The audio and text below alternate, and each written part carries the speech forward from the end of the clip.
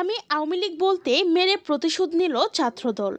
সম্প্রতি ধানমন্ডি ৩২-এ বাড়ি দেখতে এসে এমনই বিপাকে পড়েন ফাতেমা নামে এক আওয়ামী লীগ কর্মী। জানা যায়, রাজধানীর ধানমন্ডি ৩২ নম্বরে শেখ মুজিবুর রহমানের বাড়িতে গিয়ে বিক্ষোভ ও ভাঙচুর করছে বিক্ষুব্ধ ছাত্র জনতা। তবে সেই ভাঙচুর দেখতে আসেন আওয়ামী লীগের এক মহিলা কর্মী। এসে ছাত্রদের বলেন, আপনাদের এমন ভাঙচুর করা কোনোভাবেই ঠিক হয়নি। তবে ছাত্র জনতা আওয়ামী লীগের কর্মী জানতে পেরেই শুরু হয়ে গেল গণপিটুনি।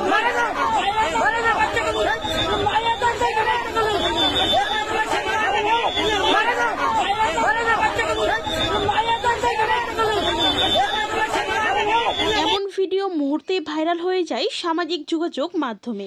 একজন লিখেন, যারা মহিলাকে কষ্ট করে নিরাপত্তা দিয়েছেন তাদেরকে সেলুট জানাই, কারণ আমরা মানুষ, আওয়ামী লীগ না।